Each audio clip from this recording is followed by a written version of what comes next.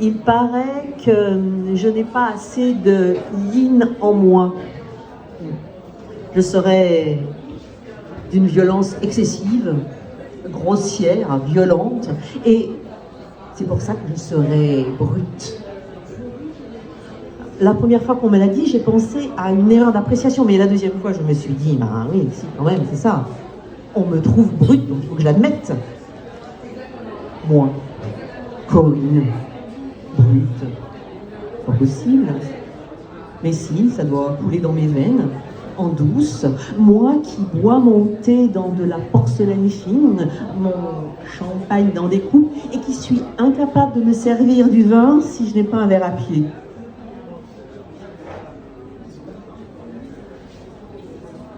Brute, moi, mais c'est pas possible. Remarquez, j'ai un grand-oncle tailleur de pierre. Et il en faut de la force pour tailler des pierres brutes. Et j'ai sans doute des cellules qui me viennent de cet homme-là. Hein. Et côté femme, j'ai aussi des brutes en moi, des ouvrières. Hein, parce qu'il y a 100 ans, ouvrières. Il fallait être capable d'être brute pour pas crever. Remarquez, tous mes ancêtres sont du même syndicat.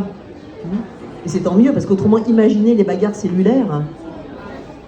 Parce que dans l'autre syndicat, les brutes, ils existent aussi chez les nobles et les riches. Mais c'est pas le même brut que nous. Nous, c'est juste du brut de décoffrage, du brut de résistance. Eux, c'est du brut de dominant, du brut tout en brutalité. Vous voyez ce que je veux dire? Alors après ça, après avoir compris ça, mon yin et mon yang sont bien en place. Ah, et puis je me suis rappelé que l'art brut est pratiqué par des personnes qui ont échappé à tous les conditionnements sociaux et culturels. Ça m'a calmé. J'ai bien aimé. Alors brut, moi, avec plaisir. Contrairement à ce qui vous a été annoncé, je ne vais pas faire un stand-up. Non. Je pourrais, hein. Je suis debout devant vous et maintenant j'ai même un micro. Alors, stand-up. Bonjour, le pavillon des canaux. Oh, ça va bien? Oui! Ah, merci, réveillez-vous. Non, non, non, non, je ne vais pas faire un stand-up. Je suis trop vieille pour ça. Ouais, si, trop vieille. Je suis une daronne. Quoique, je pourrais, hein, un stand-up. J'ai du vécu, du lourd. Je suis un bébé raté Ogino. Ouais. C'est comme ça qu'on disait. Un bébé raté de la méthode Ogino. Ça remonte à loin, hein. Ouais. Ah, d'ailleurs, faisons un petit test. Alors là, évidemment, vous allez connaître, mais autrement, qui connaît la méthode Ogino? Ouais. Silence. Personne ne connaît la méthode Ogino. Il faut dire que ouais, ça remonte à loin. Hein. Là, à mon avis, ça ne va pas marcher. Le siècle dernier, pas de pilule. Les préservatifs vendus exclusivement en pharmacie. Alors, t'osais pas demander devant tout le monde, je voudrais des préservatifs, parce que si tu tombais sur la pharmacienne un peu rigide, tu devais te farcir son regard noir, plein de reproches, donc, préservatif, nul. Et pas d'avortement autorisé. Ah, le siècle dernier, je vous rappelle. Alors, c'était simple. Tu couches, et après, t'accouches. Ou presque. Mais, oh, miracle! Ogino est arrivé, sans se presser. Oh, Ogino, oh, Ogino. Qu'est-ce que Ogino? Je vais tout vous expliquer. C'est un peu compliqué. Prenez des notes, hein, si vous voulez. Japon, 1924. Le docteur Kyosaku Ogino découvre que chez la femme, l'ovulation, c'est-à-dire la libération de l'ovule par l'ovaire, a lieu une seule fois pendant le cycle menstruel, entre le 12e et le 16e jour après le début des règles. Alors attention, là, ça devient très technique. Si On prend en compte la survie des spermatozoïdes, qui peut aller jusqu'à 4 jours après l'éjaculation, ainsi que la survie de l'ovule pendant un jour. On peut alors déterminer une période féconde entre 12 moins 4 égale 8 jours et 16 plus 1 égale 17 jours après le début des règles. Bon, c'est une moyenne. Retenez bien la notion de moyenne, c'est important. On a donc la fenêtre de tir possible pour être enceinte, c'est ça, la méthode Ogino. Et cette méthode devait permettre aux femmes de savoir quand il fallait coucher pour avoir un enfant, et par opposition, quand surtout il ne fallait pas coucher pour ne pas avoir un enfant. Vous êtes toujours avec moi? Oui. Non? Ah ben non, mais c'est pas fini. C'est pas fini. Non, non. La question était de savoir, avec une grande précision, quand survenait la période de fécondité. Pour ça, il fallait prendre sa température pendant quelques jours pour mieux cibler la période. Les femmes armées d'un thermomètre se l'introduisent dans l'anus pour plus de justesse et guettent leur température. Elles dessinent des courbes de chaleur, d'ovulation, normalement entre le 12e et le 17e jour, sauf que ça dépend. Le fameux en moyenne, ça dépend de la date exacte du début des règles, de la mer, des marées, des hormones et de l'humeur de la femme. Bon, alors, ma mère devait être irrégulière dans son cycle, ou nulle en calcul, ou mauvaise humeur, ou les trois. Et c'est ainsi que naîtront des milliers de bébés Ogino.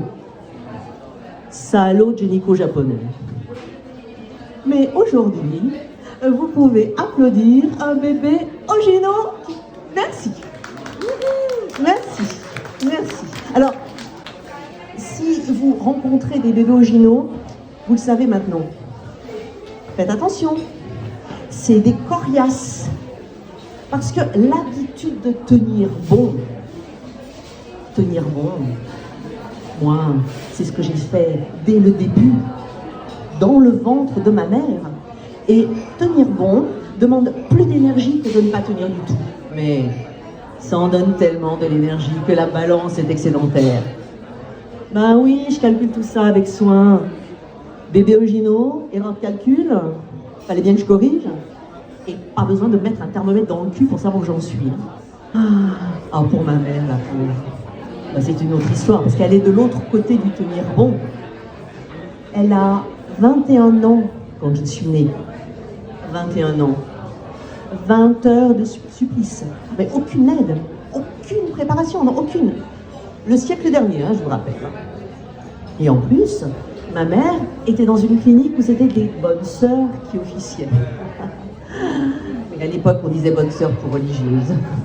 Le siècle dernier, je vous rappelle. Elles n'étaient pas si bonnes que ça. Et pas vraiment en sororité avec les femmes qui accouchaient. Bonne sœur. Elle répétait à ma mère, il faut qu'elle souffre.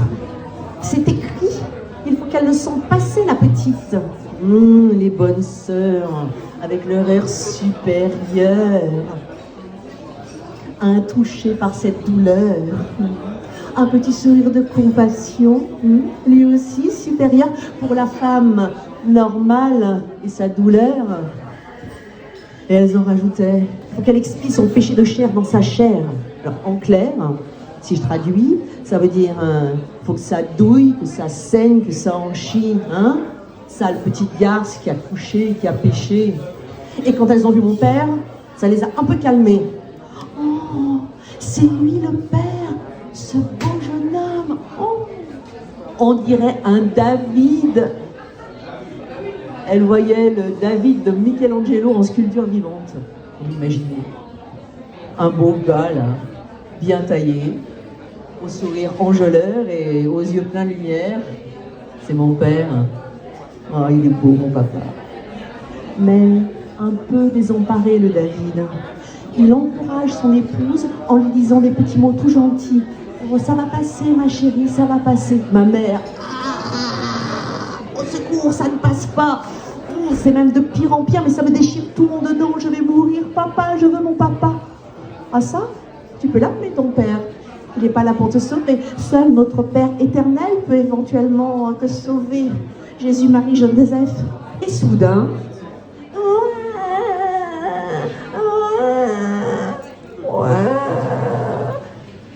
et le gynéco qu'on avait oublié, mais qui était là, hein, au milieu des bonnes sœurs, le gynéco dit à ma mère, d'une voix suave, en me tapant là comme ça sur la joue, oh, c'est un beau bébé. C'est moi, le bébé. Le bébé raté. Ma vivante. On est ressorties toutes les deux vivantes de ce combat. Ma mère, traumatisée à vie, normale, avec le besoin de raconter son accouchement, renormal devant moi, pas normal, alors forcément, il en reste quelque chose, et je vous le raconte. Normal. La mémoire ne dit rien. Elle grave bien. Depuis avant même que l'on sorte du ventre de notre mère. Elle grave bien. La preuve, 1, je hais la religion. 2, je hais les bonnes sœurs. Et 3, je déteste les hommes qui me tapotent sur la joue et les thermomètres me lancent dans le cul.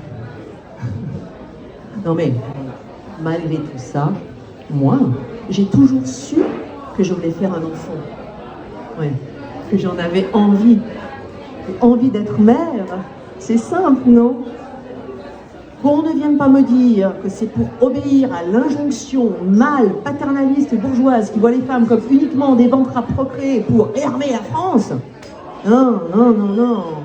Moi, j'avais envie d'être mère, c'était une volonté, c'était tellement fort, comme une invocation, presque comme une vengeance. J'avais le choix, moi. La pilule était là. Quand j'ai décidé de l'arrêter, 1 mois après mon test de grossesse m'annonçait la nouvelle de ma vie, j'étais enceinte. Yeah. ça, je me sens bien comme si c'était hier, hein, comme si je venais de faire le test, là. Oui, je sais bien que c'est pas possible. Je suis déjà trop vieille pour faire un stand-up, alors être enceinte, c'est pas possible. Je suis pas folle, ça va, mais quand même, je m'en souviens. Et donc, enceinte, mais ça, j'ai adoré, mais tout adoré. Vous attendiez à ce que je fasse le numéro comique classique qui raconte accouchement et grossesse avec dégoût et des tailleries de rire? Ah non, c'est raté. Moi, j'ai adoré. La gerbe pendant 3 mois. Ah, mais c'était une merveilleuse nouvelle. Ça voulait dire que le bébé était là. Et en prime, 9 kilos de perdu. Ouais, 9 kilos de perdu. La chance, hein. J'ai travaillé jusqu'au dernier jour. J'ai nagé 600 mètres en papillon 3 jours avant d'accoucher. Et j'étais béate de bonheur d'être une baleine dans la piscine.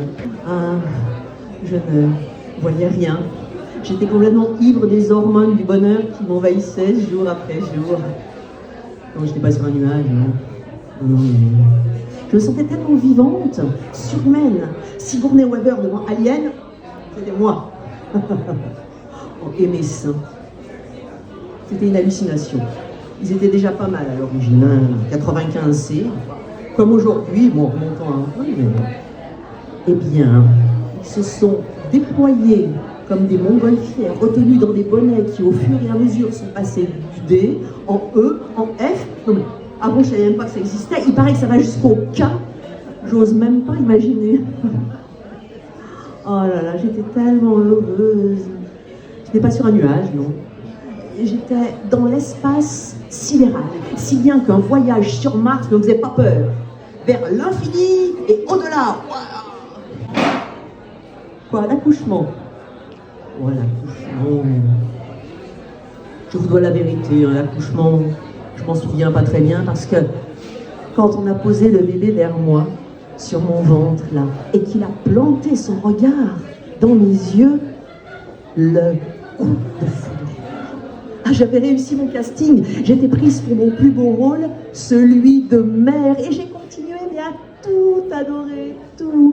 Et le tété de jour, toutes les 2 heures, une féerie. Presque pas dormi pendant des mois, normal, hein.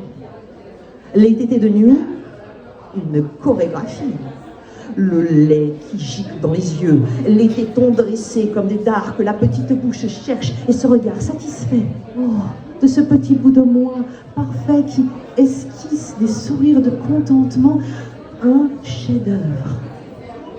Rien ne pouvait arrêter mon orgasme de mère. J'étais une louve heureuse. Mais une louve prête à affronter tous les dangers, hein, d'où qu'ils viennent. Si t'avances, je te mords. Si tu le touches, t'es mort. Une vraie putain de louve. Et j'ai jamais perdu le goût de ça. Voilà, merci beaucoup. Bonne fin de journée. Merci. Bravo. Merci. Bravo. Merci, merci, merci. Merci beaucoup.